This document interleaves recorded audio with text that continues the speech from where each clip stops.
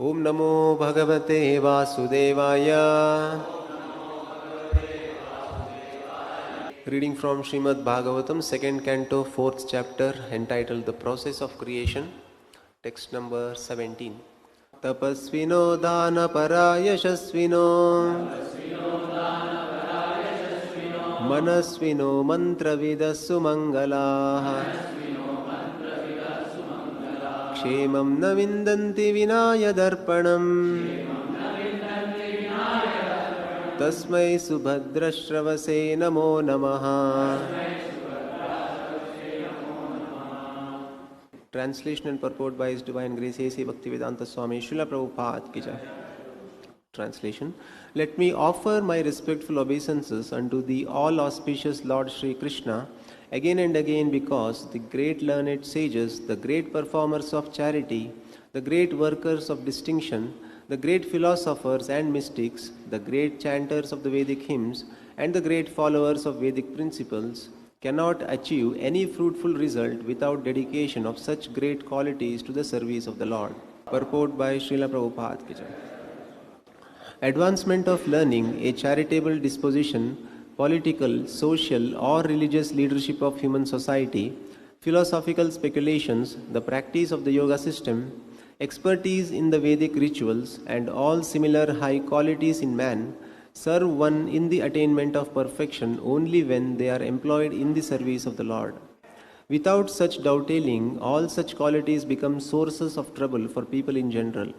Everything can be utilized either for one's own sense gratification or in the service of one other than oneself. There are two kinds of self-interest also, namely personal selfishness and extended selfishness. But there is no qualitative difference between personal and extended selfishness. Theft for personal interest or for the family interest is of the same quality, namely criminal. A thief pleading not guilty because of committing theft not for personal interest but for the interest of society or country has never been excused by the established law of any country. People in general have no knowledge that the self-interest of a living being attains perfection only when such an interest coincides with the interest of the Lord. For example, what is the interest of maintaining body and soul together? One earns money for maintenance of the body, personal or social. But unless there is God consciousness, unless the body is being properly maintained to realize one's relation with God, all good efforts to maintain body and soul together are similar to the attempts of the animals to maintain body and soul together. The purpose of maintaining the human body is different from that of the animals. Similarly, advancement of learning, economic development, philosophical research, study in the Vedic literature, or even the execution of pious activities like charity, opening of hospitals, and the distribution of food grains should be done in relation with the Lord. The aim of all such acts and endeavors must be the pleasure of the Lord and not the satisfaction of any other identity, individual or collective. Samsiddhir Haritoshanam. In the Bhagavad Gita, the same principle is confirmed where it is said that whatever we may give in charity and whatever we may observe in austerity must be given over to the Lord or be done on His account only. The expert leaders of a godless human civilization cannot bring about a fruitful result in all their different attempts at educational advancement or economic development unless they are God conscious. And to become God conscious, one has to hear about the all-auspicious Lord as He is described in literature like the Bhagavad Gita and Srimad Bhagavatam. Thus ends the Bhaktivedanta purport. Continuing reading Shukadeva Goswami's prayers in the Bhagavatam before he begins to speak. In today's verse, he is continuing to offer his obeisances to Lord Sri Krishna. And he makes a very strong point about tapasvinaha, those who practice severe austerities, tapasya. Dana para, those who offer things in charity. Yashasvinaha, people who have yashas, fame. Yashasvinaha, the great worker of distinction. Manasvinaha, philosophers. Manasi, they agitate their mind to develop different philosophies. Mantravidaha, great chanters of Vedic hymns. Sumangalaha, who practice Vedic principles very strictly. So a long list Shukadeva Goswami is giving. And he's saying, none of them will succeed if they don't offer their good qualities to Krishna.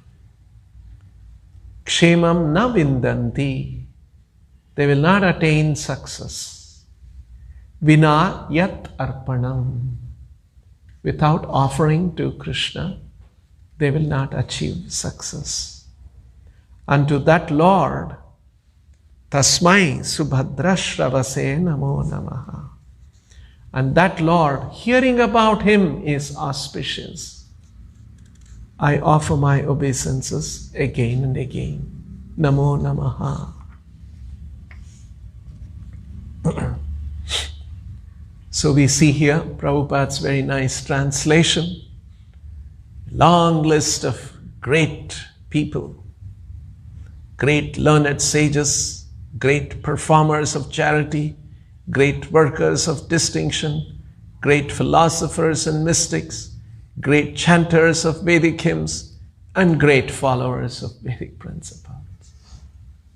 Series of great. And none of them will achieve perfection, success, if it is not offered to Krishna. Like Srila Prabhupada often paraphrased it. Great qualities somebody may have, it's like a string of zeros. But when it is offered to Krishna, it's like adding one, and it attains a huge value. In other words, most of the things that are described, actually all of the things that are described here, they're all some way activities of religious life or activities of a civilized life, tapasvinaha, doing great austerities. So religious people do that. Dana para, to give away in charity. Yashasvinaha, doing some great act by which one becomes famous.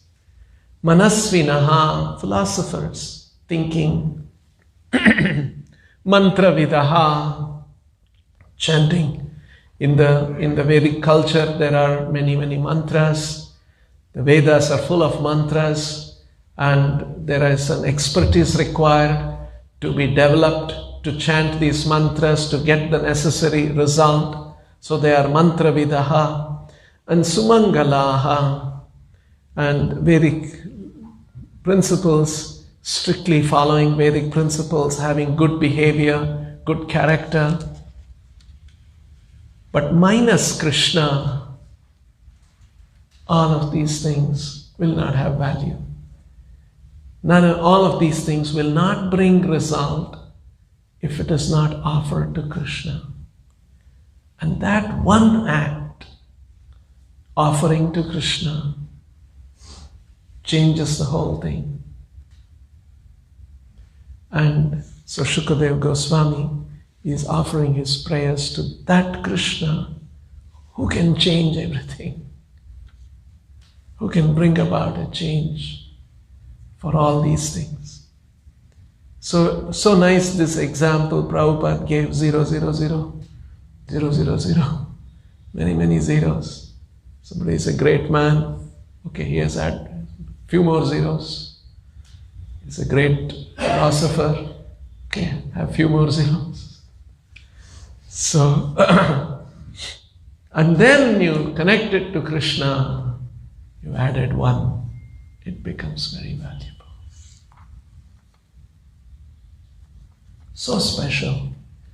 Krishna is so special. When we offer to Him, it gains value.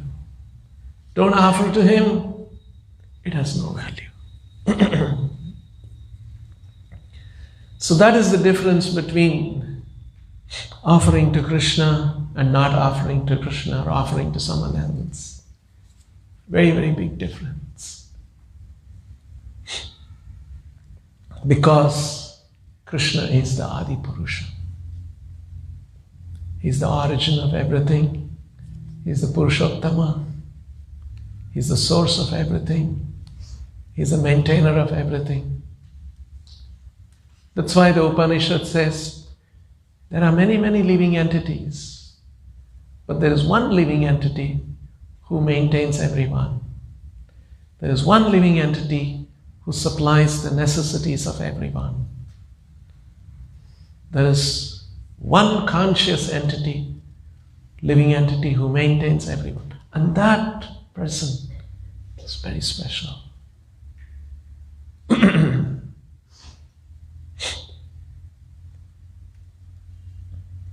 So, Prabhupada has brought out another interesting point here. Working for oneself or working for others. Working for oneself is very selfish. Everyone knows that. Animals are like that. If something is thrown to the animals, so many animals will come. They will not discuss, let's fairly divide, distribute this one. Let us very ethically divide all these things. No, they will not. They'll just run after them. Everyone is selfish. In human society, if somebody thinks of others, oh, he's a good person, they will say. To think of not oneself, but to think of someone else.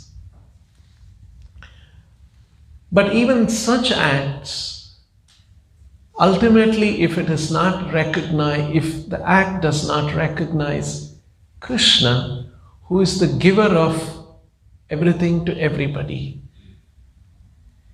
if Krishna is not recognized, then even such selflessness, apparently, not for oneself but for others, for the family members, and such attempts, is not very glorified, because we are still missing an important aspect of it. Okay, one may say, I'm not doing it for myself, but I'm doing it for my family members. I'm doing it for my community. Prabhupada has used the example, it's like stealing. Somebody may say, I'm not stealing for myself, I'm stealing for my family or for my community. But still, the law will come after them. Because you have not recognized the owner. If when there is absence of recognition of the owner, it's called theft. Either you do it for oneself, or you do it for your family, do it for your community. Owner has a legitimate right to enjoy. Anyone other than the owner does not have the right to enjoy it. So ultimately the only owner is Krishna, because everything is coming from Him. You see, in the 9th chapter, which is described as the most confidential knowledge, right? Raja Vidya Raja Guhyam Pavitram Idam Tute Pravakshami Anasuyave Jnana Vijnana Sahitam. Krishna begins the 9th chapter by saying, I'll tell you the most confidential, Idam Tute Guhyatamam. I'm going to tell you the most confidential knowledge. What does Krishna say as you read on? These are some of the very strong statements that Krishna makes. aham hi yagnanam bhokta cha prabhureva cha na tu mam abhijananti tatvena tas chavanti te. I am the only enjoyer and the only object of sacrifice. See, Krishna is actually telling his position freely, what I am. And that understanding Krishna's position truly is confidential knowledge. I am the only enjoyer. Aham hi sarva yagnanam bhokta cha prabhureva cha. Sarva yagnanam bhokta. Sarva yagnanam prabhuhu. I am the master, I am the enjoyer of all yagnanam. Of course, here one limited meaning will be sarva yagnanam bhokta cha prabhureva cha, of all sacrifices, referring to religious sacrifices. Another broader meaning, Srila Prabhupada also explains this, is everybody is doing some sacrifice in this world. Like somebody rises early in the morning, takes a crowded train and goes for work. He's sacrificing his sleep, he's sacrificing some comforts, he's working hard. So 8 hours, he's given his time to the employer and doing some work. That's also a certain sacrifice. All such activities, ultimately Krishna should be receiving the benefit of it. Krishna should be the beneficiary. So he should be the bhokta, he should be the enjoyer. So this is Krishna's position. Natu mam abhijananti. If somebody does not know, those who do not recognize my true transcendental nature, one who does not recognize this Krishna's position, what happens to him? Tatvena, in reality, natu mam abhijananti tatvena. Tatvena na abhijananti. One who does not know this true position of Krishna, chavanti te, they fall down. See, this is so Krishna's position is very special, very unique. And that he is disclosing in the 9th chapter. That's why it is considered confidential knowledge, because if you tell this to people who are envious of Krishna, they will ridicule. That is why Krishna begins by saying, idam tu te guhyatamam pravakshyami anasuyave. I am telling this to you because you are not envious of me. You are willing to hear me. You are willing to accept me. Many people are not ready to accept Krishna as he describes in the Gita. They challenge, they doubt, they're not very confident. They find some other explanation. See how different people approach and avoid the accurate conclusion. Can't have a statement more clear than this. Aham hi sarva yagnanam bhokta cha prabhureva cha natu mam abhijananti tatvena. If somebody does not accept this, somebody does not know this, chavanti te, they fall down. And then Krishna says in the next verse, yanti deva vrata devan pitrun yanti pitru vrataha bhutani yanti bhutejya yanti madhyajino pimam. Those who worship those who are deva vratas, who are worshipping devatas, yanti devan, they go to the devatas. Pitrun yanti pitru vrataha, there are a lot of pitru vratas in the Vedic scriptures. there is a whole month dedicated for Pitru Masa, right, in our country, in different parts of the country. That recognition is there and they worship the forefathers. Bhutani yanti bhutejya. Bhutejya, bhuta. Bhuta here refers to ghosts and such. There are people who worship such things. Bhutejya. Bhutani yanti.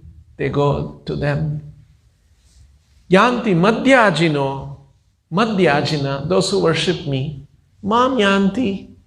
They come to me. So very clear. But still we have spiritual gurus in our country who say, you can do any worship, you can do worship anybody, you'll all get the same thing. It's very famous. That famous statement, Yatomat, Tatopat.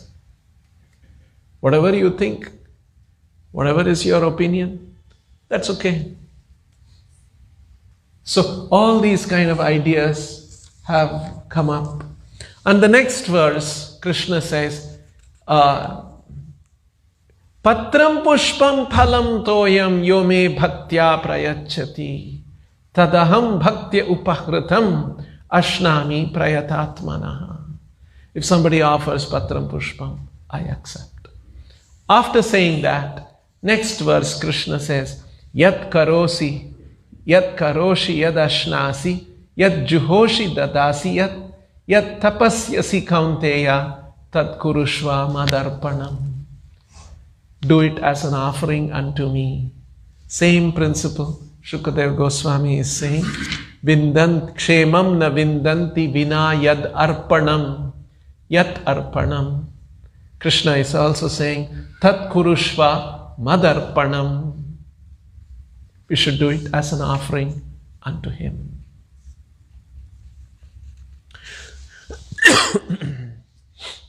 So, someone may say, Arjuna was very fortunate. Krishna was standing next to him, was advising him, and they were in the middle of a battlefield.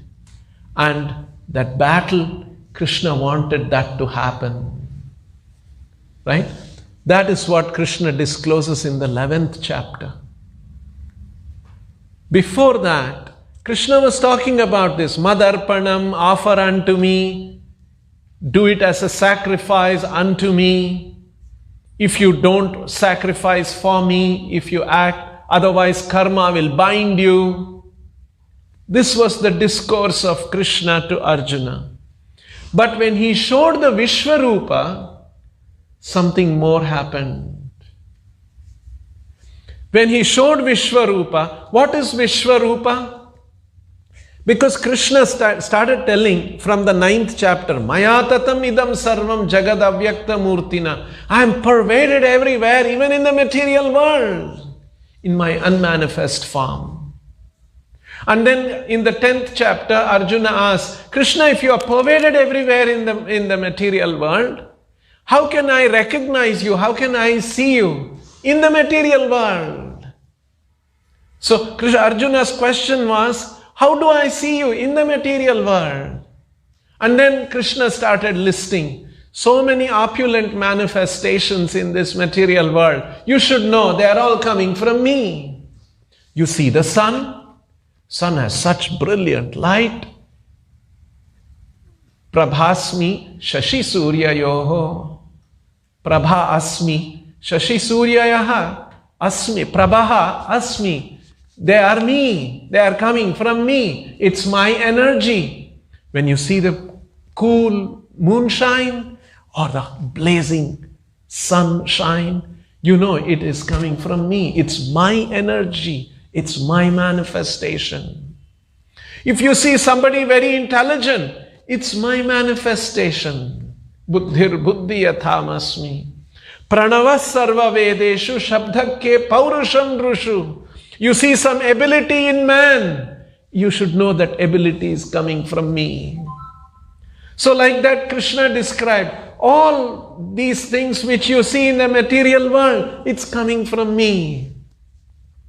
And he concludes the 10th chapter by saying, Yadyad vibhutimat sattvam Srimat urjitam evava Tattat evava gachatvam Mama tejomsha sambhava.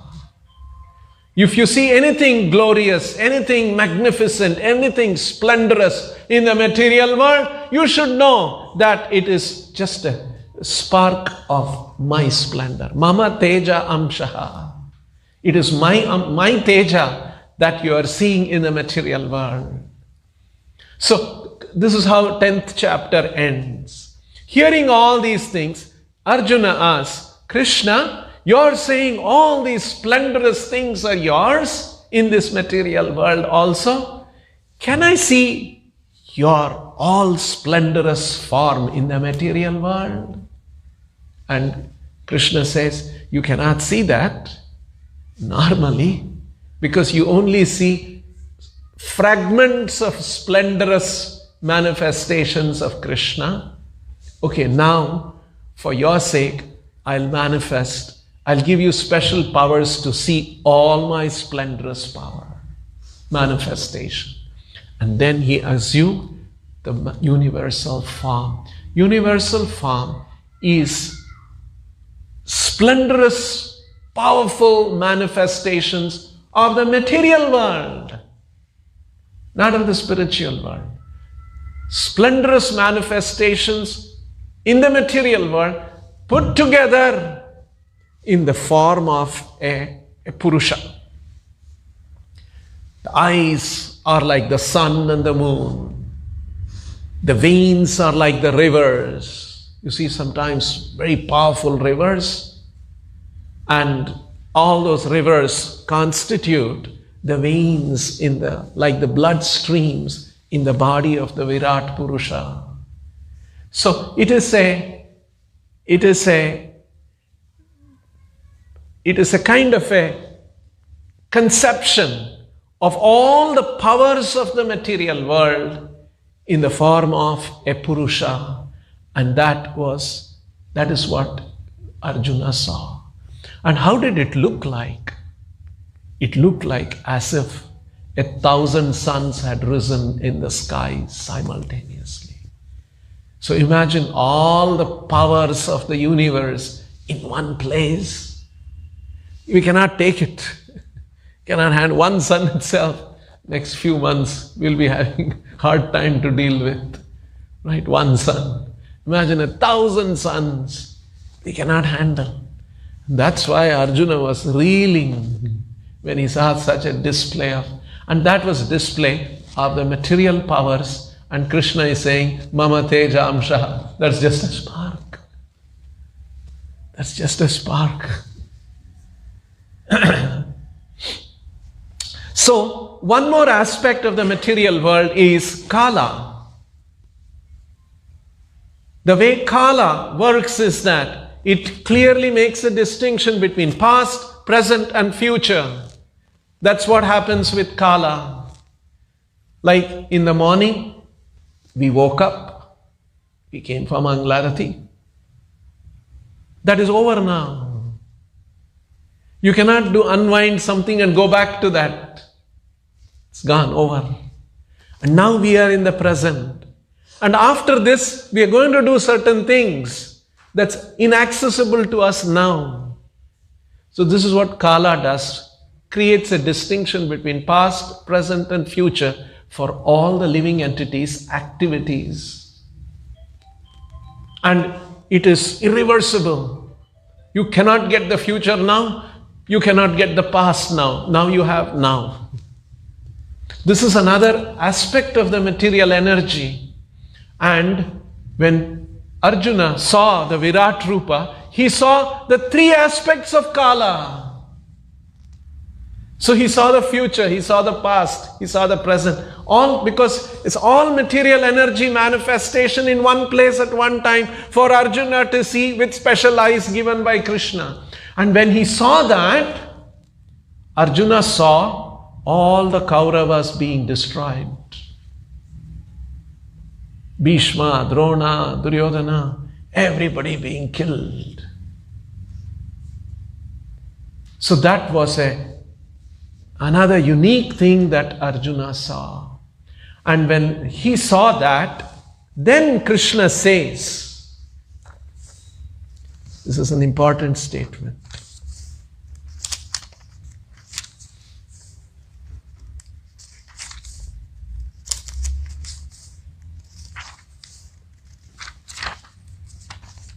I hope I'll get it quickly.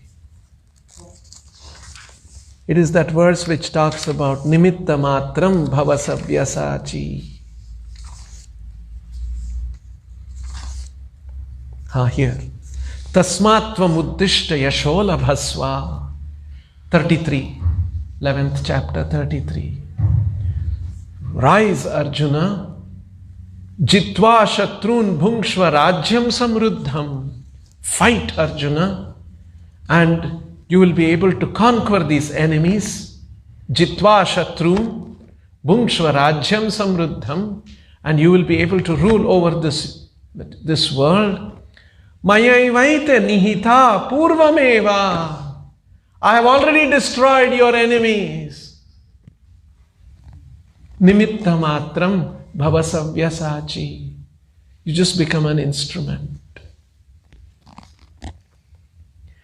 After saying this, Krishna concludes the 11th chapter by saying, Mat karma krin mat paramo mat bhakta sanghavarjitaha. 55th verse. That's how the chapter ends. Mat karma krin, do my work. Now Arjuna understands this battle is Krishna's work. He has already decided what should be the outcome. He has already killed the enemies. And he is saying, do my work. This is an important additional information that Krishna discloses in the 11th chapter. This battle is my work. Do my work. Mat karma krin, mat paramo, mat bhakta sanghavarjitaha, nirvairaha sarva bhuteshu, yassamameti pandava. One who does that will come to me. So one may ask the question, Arjuna was very fortunate. Krishna had his work there to be done, the battle of Kurukshetra, and he had the wise counsel of Krishna, and he was able to do Krishna's work. What about us? Arjuna was able to do Madarpanam, Krishna Arpanam very easily, because Krishna told, this is my battle, you fight. I've already decided what is the outcome. Nimitta matram bhava savyasachi. You only become an instrument. So Arjuna's position was very unique, somebody may say.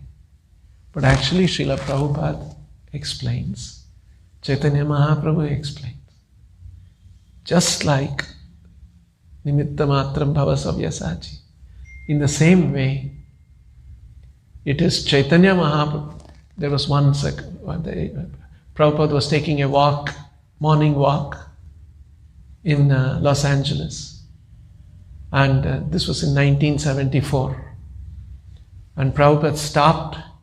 You know, there was sometimes Prabhupada wanted to emphatically say something. He would stop and he would plant the cane and he would make a point.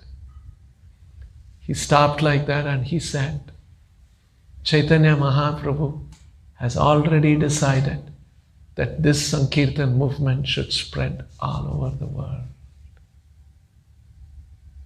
Why don't you take credit for it by acting for Chaitanya Mahaprabhu? This was the emphatic statement that Srila Prabhupada made in the middle of his morning walk, stopping and stomping on with his cane when he wanted to make a strong statement. So Chaitanya Mahaprabhu wants this Sankirtan movement to spread all over the world, and he has already done it. And he is asking, why don't you take credit? Why don't you do this work for me and take credit? And Srila Prabhupada in turn repeated that same order and said that why don't we offer this, our lives to Krishna, and in this way serve the mission of the Lord. So what unique, what very special opportunity Arjuna had. I've already decided the outcome of the battle. You just become nimitta. A similar situation is there for all of us.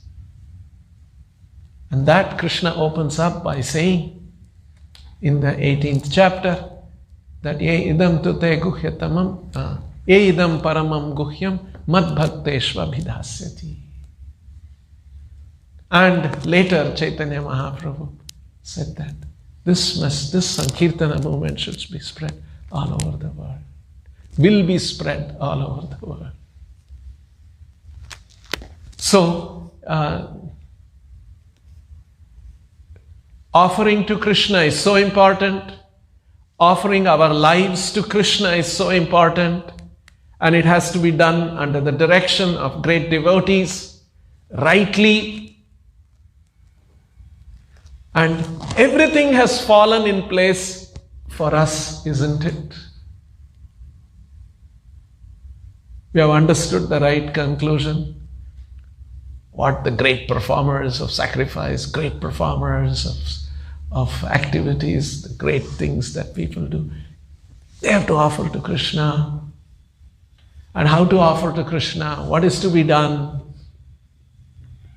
Up to the last detail, it has been worked out and presented to us by our previous acharyas and by Srila Prabhupada. Very, very special, each one of us. But whether we want to take it up wholeheartedly or we want to drag our feet, be lazy, be preoccupied with something else. No, I'm very busy. I have a lot of other things to do. Or in pursuit of sense gratification. So, here Shukadeva Goswami is saying, Kshemam na vindanti vinaya darpanam. With yat arpanam, kshemam na vindanti. So, very, very great opportunity we have to serve Prabhupada's mission. We'll stop here. Anyone has any questions? Yes. Services get to get the opportunities that are there. Like teaching is one of the main opportunities that can be given to us. When there are services offered. But in the organization, we will be doing so many different services. Somebody is cooking, somebody is maybe growing some trees, somebody is maintaining some lawn. So at times it seems very inferior. That inferiority complex comes in there. I'm just I'm taking care of some things, but I'm not really involved in some glorious service. So how to understand that each of these services? Okay. Srila Prabhupada's institution is only meant for preaching, for one's own practice and for preaching. Because if we have to preach, we also have to be practicing it. Otherwise, we will not have the purity. Otherwise, we will not have the direction from the Guru, from Krishna. So we also have to be practicing and preaching. So an institution, as an institution, we are meant for preaching. Everything we do is meant for preaching. Our deity worship is actually a preaching. Prasadam, cooking and offering to the Lord and distributing is actually preaching. It's to transform people's heart. So Prabhupada gave that famous example. Prabhupada must have seen that a billboard advertisement of Indian Railways. And that billboard said, to keep the wheels turning. And Prabhupada said, if you go to the railway station or railway department, somebody is opening ledgers, writing ledgers, filling ledgers, somebody is issuing tickets. Everybody is contributing to keep the wheels turning. If the ticket seller or the accountant in the Indian Railways is not maintaining the accounts, It's not only the engine driver who is keeping the wheels turning. Everybody, it's a whole institution meant to keep the wheels turning. So everybody is contributing in different ways. In the same way, for the preaching mission of Srila Prabhupada, different kinds of... If you have to do something very systematically in this material world, it requires organization. Organization, it requires people, it requires division of labor, it requires resources, it requires management of resources. That's how things things are done in an institution. And Srila Prabhupada created this institution where the purpose, the core is for disseminating this important knowledge to the society so that people can take to it and they can practice it and they can benefit.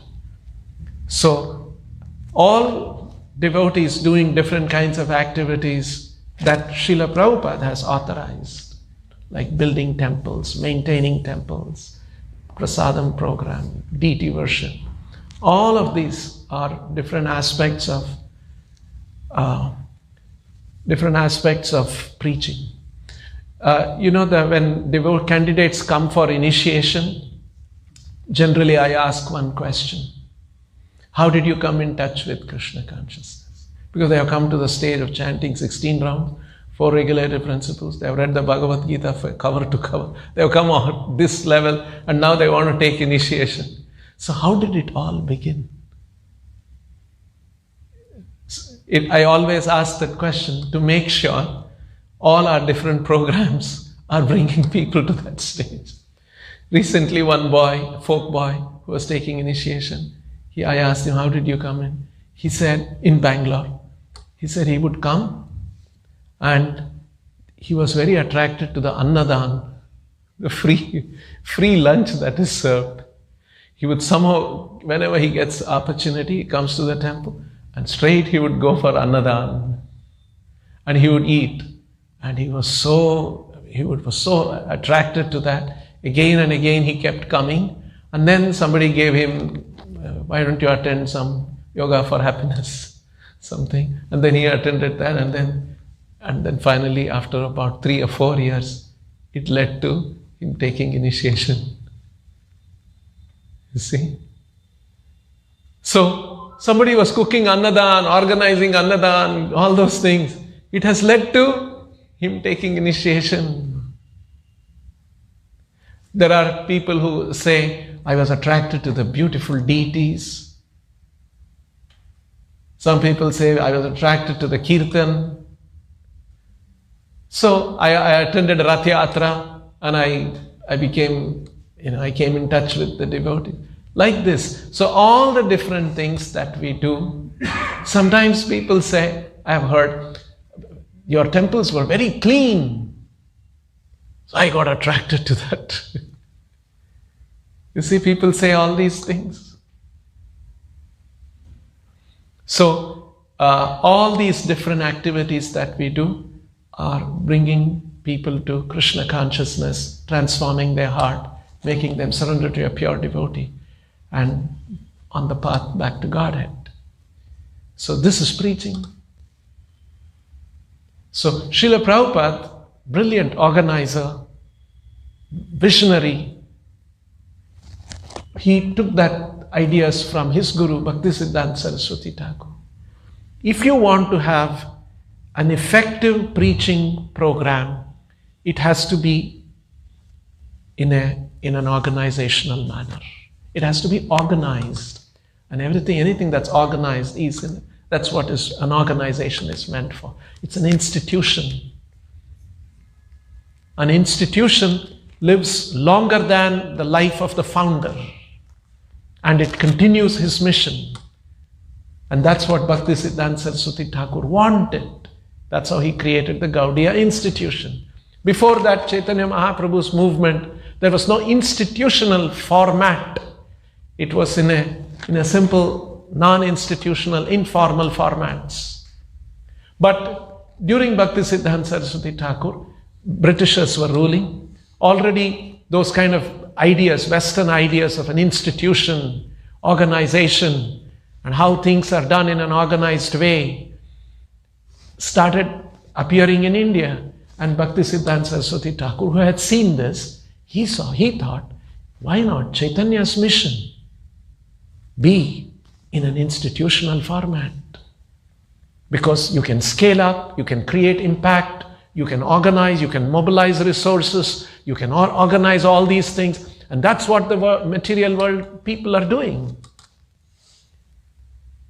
So these ideas Bhaktisiddhanta Saraswati Thakur brought. Chaitanya's movement came within an institution. And the same thing Srila Prabhupada took it forward. So we should not think that, I'm not giving classes and that's why I'm not preaching. I'm only looking after the garden. No, you're looking after the garden. The beautiful garden is attracting people to come. And the flowers in the garden are offered to the Lord. And keeping things clean is attracting people. So we should know that all of us are actually involved in different ways in preaching. We'll stop here. Grantharaj Srimad Bhagavatam ki, Srila Prabhupada ki jai.